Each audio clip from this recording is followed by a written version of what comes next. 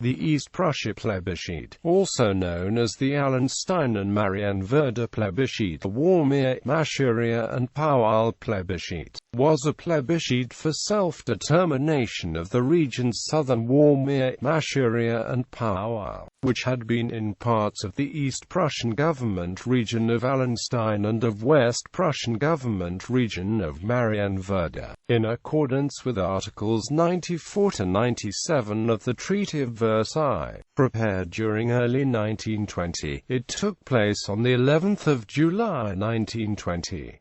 The plebiscite was conducted by German authorities.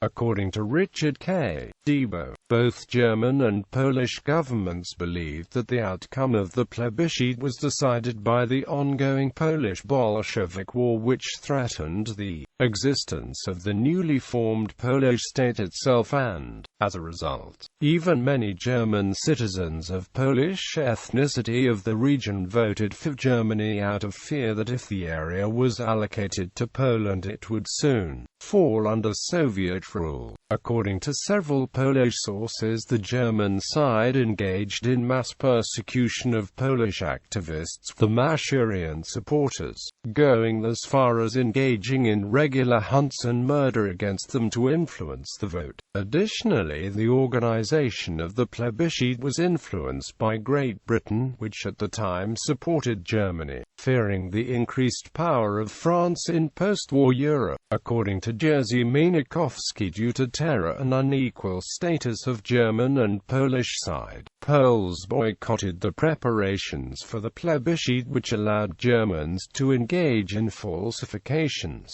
The German-conducted plebiscite reported that majority of voters selected East Prussia over Poland and 92% in the Marienwerder plebiscite area. Most of the territories in question remained in the Free State of Prussia, and therefore, in Germany.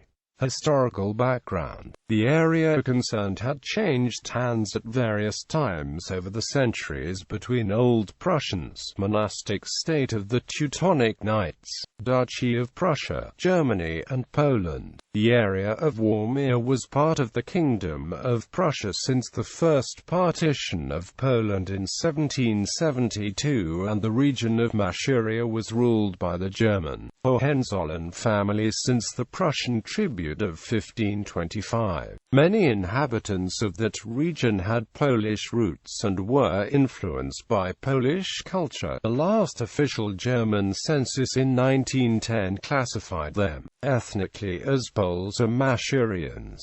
During the period of the German Empire, harsh Germanization measures were enacted in the region. The Polish delegation at the Paris Peace Conference, led by Roman Dmowski, made a number of demands in relation to those areas which were part of the Polish-Lithuanian Commonwealth until 1772, and despite the protests, supported by the French, President Woodrow Wilson and the other allies agreed that plebiscites according to self-determination should be held. In the former German province of Posen and parts of West Prussia, an armed revolt had already removed the German authorities in 1919. Plebiscite areas. The plebiscite areas were placed under the authority of two inter-allied commissions of 5 members appointed by the principal allied and associated powers representing the League of Nations. British and Italian troops under the command of these commissions had arrived on and soon after February 12, 1920. The regular German Reichswehr had previously left the precincts of the plebiscite. Civil and municipal administration was continued under the existing German authorities, who were responsible to the commissions for their duration. In accordance with Articles 94 to 97 of the Treaty of Versailles, the Marienwerder plebiscite area was formed from northeastern parts of the Marienwerder government region encompassing the districts of Marienwerder, of Sturm, of Rosenberg in West Prussia as well as parts of Marienburg in West Prussia east of the Nogat. The treaty defined the Allenstein plebiscite area as the western and northern boundary of Allenstein government region to its junction with the boundary between the districts of Oletsko and of Angerburg, thence the northern boundary of the Oletsko district to its junction with the old frontier of East Prussia. Thus the Allenstein precinct comprised all the Allenstein region plus the Oletsko district. According to Jerzy Minikowski, the area of the plebiscite was inhabited by 720,000 people, German citizens, of whom 440,000 were ethnically Polish. The official Prussian census of 1910 showed 245,000 Polish speakers and 289,000 German speakers in the Allenstein government region and 23,000, versus 136,000 in the Marienwerder government region. Allenstein-Ulsten plebiscite area. The Allied forces had to intervene in this precinct already in 1919 to release imprisoned Masurians who tried to reach the Paris Conference.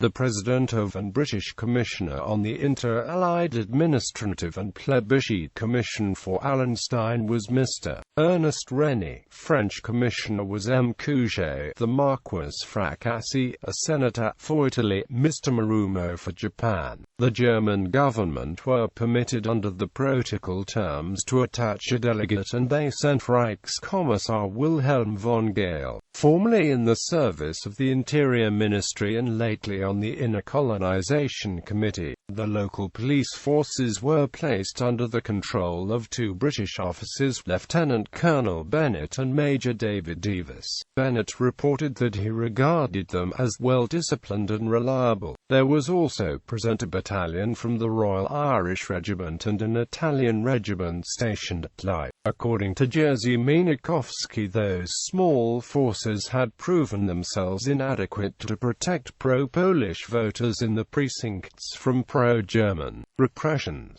This commission had general powers of administration and, in particular, was charged with the duty of arranging for the vote and of taking such measures as it may deem necessary to ensure its freedom, fairness, and secrecy. The Commission will have all necessary authority to decide any questions to which the execution of these provisions may give rise. The Commission will make such arrangements as may be necessary for assistance in the exercise of its functions by officials chosen by itself from the local population. Its decisions will be taken by a majority. The Commission was welcomed by ethnic Poles in the region, who hoped that the situation would improve due to its presence. However, petitions were made to remove German officials and the Sicherheitswehr were, while demanding that the official welcoming committee made up from German officials should show the representatives of the Allies the plight of ethnic Polish population. On the 18th of February 1919, the Allenstein-based commission decreed that the Polish language would gain equal rights to the German language in the region. The commission had to eventually remove both the mayor of Allenstein, Georg Zulch, and an officer of Sicherheitswehr, Major Oldenburg. After a Polish banner at the local consulate of Poland was defaced, the Polish side expressed gratitude for Allied protection of Polish rights and underlined its desire for peaceful coexistence with German-speaking population. In April 1920, during a Polish theatrical performance in Deuten near Allenstein, ethnic Poles were attacked by pro-German activists on the demands of the Allied Commission. The German police escorted Polish actors but ignored the attackers.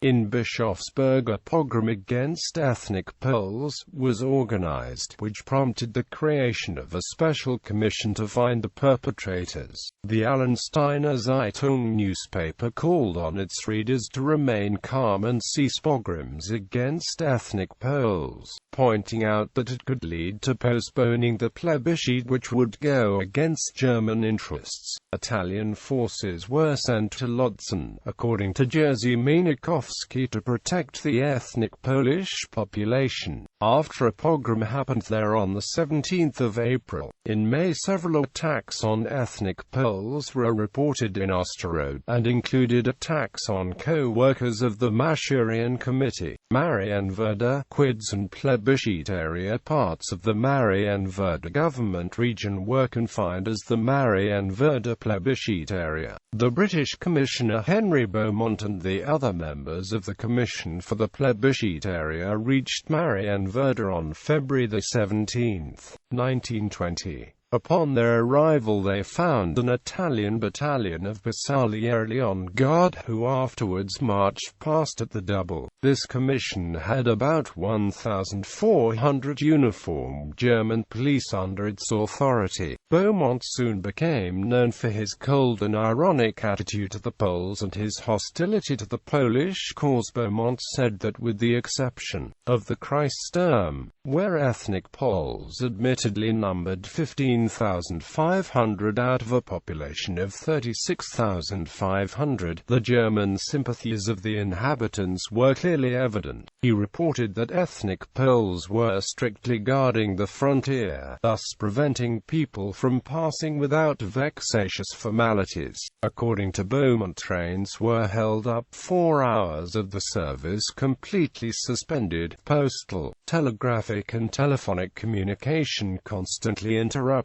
The Great Bridge over the Vistula at Dieschau was barred by sentries, who refused to understand any language but Polish. As a result, Beaumont writes, this area was cut off from its shopping centre and chief port almost completely. To Beaumont it would be desirable to convey a hint to the Warsaw government that the present policy is scarcely calculated to gain them votes. Sir Horace Rumbold, the British minister in Warsaw, also wrote a Curzon on March 5, 1920, saying that the plebiscite commissions at Allenstein and Marienwerder felt that they were isolated both from Poland and from Germany, and that the Polish authorities were holding up supplies of coal and petrol to those districts. Sir Horace had a meeting with the Polish Minister for Foreign Affairs, M. Partek, who declared he was disappointed with his people's behavior and spoke strongly about the tactlessness and rigidity of the Polish military authorities.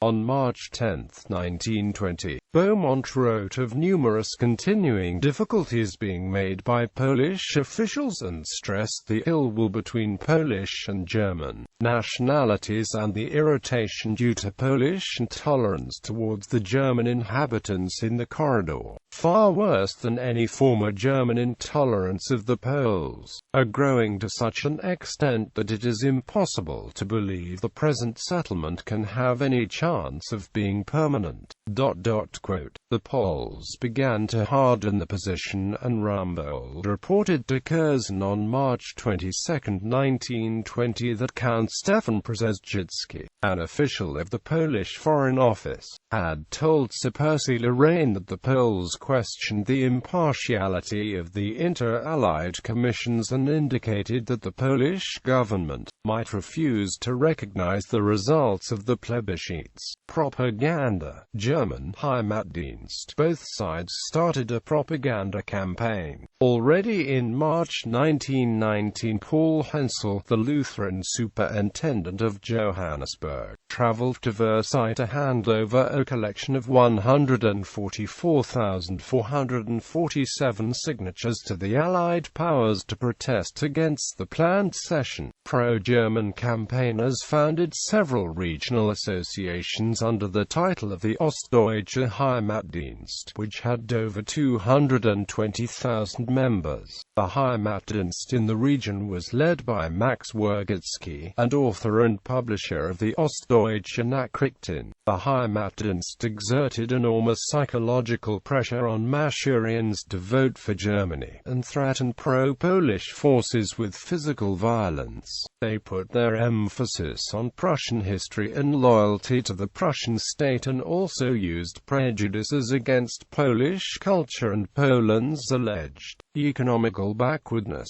Rennie, the British commissioner in Allenstein, reported on March 11, 1920, that, in those parts which touch the Polish frontier, a vigorous German propaganda is in progress, and that the Commission is doing all it can to prevent German officials in the district from taking part in national propaganda in connection with the plebiscite. Ordinances and instructions in this sense have been issued. The pro-German side informed the local population that in event of a pro-Polish victory, all men will be drafted into Polish military to fight against Soviet Russia. Polish campaign. A delegation of Masurians petitioned the Allies in March 1919 to join the region with Poland. The Poles established an unofficial Masurian plebiscite committee on June 6, 1919 under the chairmanship of the Polish citizen Julius Busch, later bishop of the Evangelical Augsburg Church in Poland. There was also an unofficial Warmia plebiscite committee. They argued that the Masurians of Warmia and Masuria were victims of a long period of Germanization, but ethnic Poles now had the opportunity to liberate themselves from Prussian rule. Rennie reported to Curzon at the British Foreign Office on February 18, 1920, that the Poles, who had taken control of the Polish corridor to the Baltic Sea, had entirely disrupted the railway, telegraphic and telephone system, and the greatest difficulty is being experienced. Rennie reported on March 11, 1920, that the Polish Consul General Dr. Zenon Lewandowski, aged about 60 and a former chemist who kept a shop in Poznan, had arrived. Rennie describes Lewandowski as having little experience of official life. According to Rennie, Lewandowski began to send complaints to the Commission immediately after his arrival, in which he declared that the entire ethnically Polish population of this district had been terrorized for years and, as a result, was unable to express the sentiments. Rennie reports an incident as Lewandowski repeatedly hoisted the Polish flag at the consular office, which caused protests of the population. Rennie pointed out to Dr. Lewandowski that he ought to realize that his position here was a delicate one. And I added it was highly desirable that his office should not be situated in a building with the Bureau of Polish Propaganda. Undercover and illicit activities were also commenced, and as early as March 11, 1920, the Earl of Derby reported a decision of the Allied Council of Ambassadors in Paris to make representations to the Polish government regarding violations of the frontiers of the Marienwerder plebiscite area by Polish soldiers. Beaumont reported from Marienwerder at the end of March that no change has been made in the methods of Polish propaganda. Occasional meetings are held, but they are attended only by Poles in small numbers. Quote, he continues, acts and articles violently abusive of everything German in the newly founded Polish newspaper appear to be the only methods adopted to persuade the inhabitants of the plebiscite areas to vote for Poland. The German side tried to sway the voters in the area before the plebiscite using violence. Polish organizations and activists were harassed by pro-German militias, and those actions included murder, the most notable example being the killing of Bogumił Linka, a native Masurian member of the Polish delegation to Versailles, who supported Vote for Poland. His death described as bestial murder after being brutally beaten by pro-German militias armed with crowbars, metal rods, and shovels. His ribs were punctured by shovel, only barely alive and bleeding additionally from neck and head. He was taken to hospital where he died. After his burial, the grave of Linke was defiled. Masurians who supported voting for Poland were singled out and subjected to terror and repressions. Names of Masurians supporting the Polish side were published in pro-German newspapers, and the photos presented in shops of pro-German owners. Afterwards, regular hunts were organized after them. In the pursuit of Polish supporters, the local Polish population was terrorized by pro-German militias. Local Gazeta Olsztyńska wrote, "Unspeakable terror lasted till the last days. At least 3,000 Warmia and Masurian activists who were engaged for the Polish side had to flee the region out of fear of their lives." German police engaged in active surveillance of Polish minority and attacks against pro-Polish activists. The plebiscite. The plebiscites asked the voters whether they wanted the homeland to remain in East Prussia, which was part of Weimar Germany, or instead become part of Poland. All inhabitants of the plebiscite areas older than 20 years of age, those who were born in this area before the 1st of January 1905, were entitled to return to vote. Reproaches of falsification and manipulation. According to Jerzy Mienickowski, before the plebiscite, pro-Polish activists decided to boycott the preparations for electoral commissions to protest unequal treatment of the Polish and German side and pro-German terror. This allowed German officials to falsify lists with eligible voters, writing down names of dead people or people who weren't eligible to vote. During the plebiscite, Germans transported pro-German voters to numerous locations, allowing them to cast votes multiple times. In Allenstein, cards with pro-Polish votes were simply taken away by a German official who declared that they were invalid, and presented voters with cards for the pro-German side.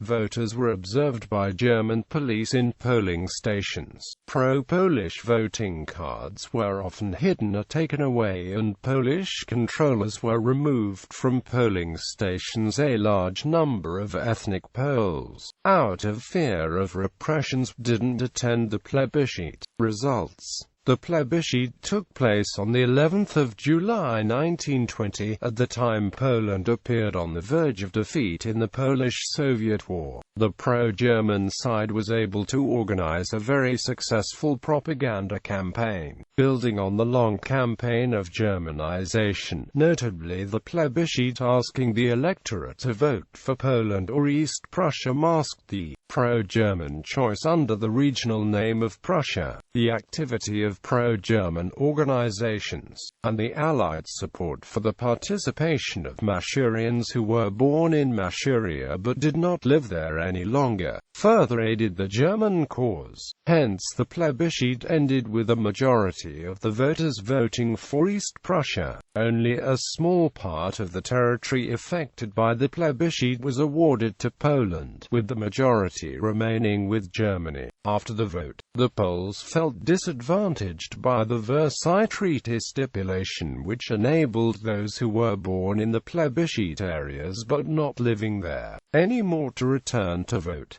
Approximately 152,000 such individuals participated in the plebiscite. There is confusion on whether this was a Polish or German condition at Versailles. It might have been expected that many rural area Poles would vote for Poland, while it is reported that the Polish delegation planned to bring Polish émigrés not only from other parts of Germany but also from America to the plebiscite area to strengthen the position. The Polish delegation claimed that it was a German condition. After the plebiscite in German areas of Masuria, attacks on ethnic Polish population commenced by pro-German mobs and ethnically Polish priests and politicians were driven from their homes.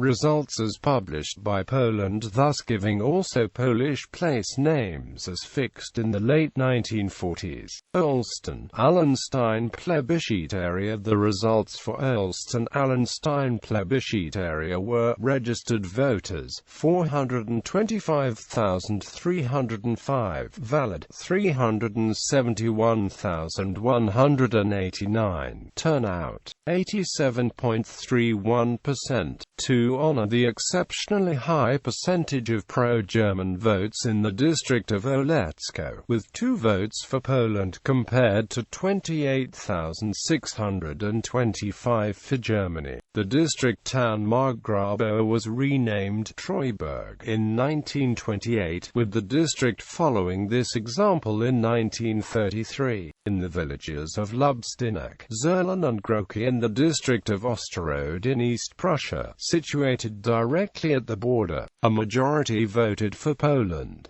These villages became a part of Poland after the plebiscite, due to the Prussian Eastern Railway line Danzig-Warsaw passing there. The area of Soldai in the Neidenburg district was transferred to Poland without plebiscite, and renamed Juldawo. Marienwerder, Kwidzyn plebiscite area. The results for the precincts of Marienwerder, Kwidzyn were: registered voters 125,090, valid 104,941, turnout 84.00%. The West Prussian plebiscite area remained with Germany and became part of the new East Prussian West Prussia government region.